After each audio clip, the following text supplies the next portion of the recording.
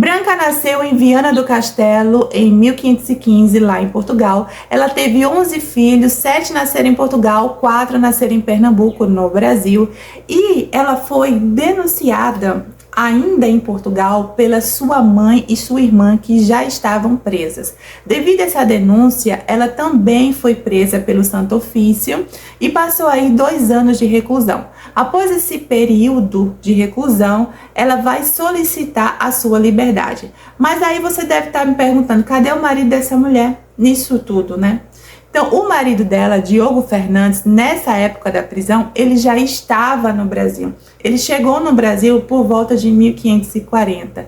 Inclusive, 2 anos depois, lá por volta de 1542, ele recebe uma faixa de terra chamada Sesmarias pelo donatário Duarte Coelho. E é ali, nessa faixa de terra, que ele começa o engenho de Camaragibe, né? De acordo com o grande genealogista Cândido Pinheiro, ele fala lá no documentário sobre Branca Dias que esse engenho nunca foi um engenho, era apenas um partido de cana, porque quem fazia toda a moagem da cana para Diogo Fernandes era o seu amigo Jerônimo de Albuquerque, ele fazia isso por amizade. Então, no engenho era só um partido de cana. E voltando lá para Portugal, Branca Dias, depois de 2 anos de prisão, ela solicita ao Santo Ofício a sua liberdade e ela pede para que ela não precise usar o São Benito, porque ela tinha 7 filhos pequenos para sustentar e se ela usasse o São Benito ficaria difícil ela pedir esmolas.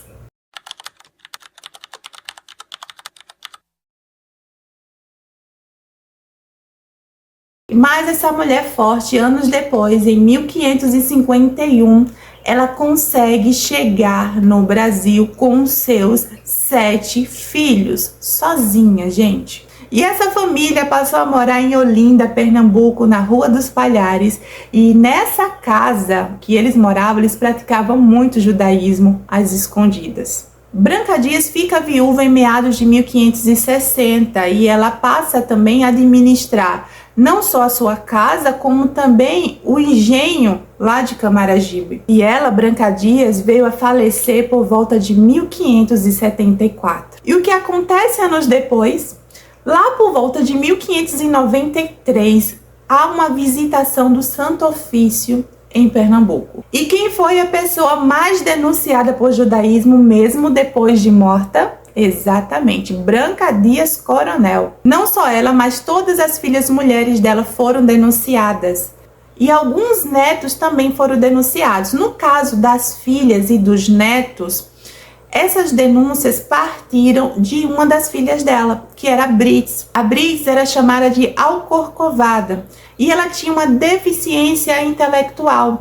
Então, eles se aproveitaram da condição da Brits para extrair informações, e assim a Brits acabou denunciando suas irmãs e alguns netos de Branca Dias. Na época, apenas 2 filhas eram vivas. Com relação aos netos, que eram os 27, 5 deles foram condenados, levados a Portugal, ficaram presos 4 a 5 anos, depois levados ao auto de fé e depois libertados. Agora, o mais assombroso é que Branca Dias já estava morta. E aí, ela foi condenada, mesmo depois de morta. Seus ossos foram desenterrados e levados a Portugal, onde foram queimados em praça pública, como uma punição simbólica na tentativa de apagar a sua memória. Sinto muito, mas já se passaram mais de 400 anos e nenhuma chama pôde apagar a memória de Branca Dias. O número de descendentes de Branca Dias no Brasil é gigantesco. Pessoas famosas, seja do meio artístico, político, ou pessoas comuns, como eu e você, né? É imenso, gente, enormes são os descendentes dela aqui no Brasil. E além de tudo isso, Branca Dias ainda virou lenda em Recife. De acordo com a lenda, Branca Dias, para evitar que seus pertences de pratas fossem pegos pela Inquisição, ela joga todas as suas pratarias em um açude. E a história popular vai dizer que durante as noites de lua cheia, Branca Dias aparece para lavar as suas pratarias no açude. E às vezes as pessoas dizem que é possível ver o reflexo do casarão no açude e ouvir o barulho das pratarias sendo lavadas por Branca Dias. Mas deixando aí a lenda de lado, Branca Dias foi uma mulher muito forte. Inclusive, gente, eu já ia esquecendo aqui, Branca Dias é considerada a primeira professora do Brasil. E ela ensinava outras mulheres, outras meninas, prendas domésticas. Bom, é impossível ignorar a força de Branca Dias, a resiliência dessa mulher que enfrentou a Inquisição, o preconceito e o poder religioso. Mas o que eu acho mais bonito é que ela não abriu mão de quem era. A história dela nos lembra que a fé, a identidade, a verdade interior são forças que resistem até mesmo ao fogo da intolerância. E da mesma forma que essa história me inspira, eu espero que ela também sirva de inspiração aí pra você, tá?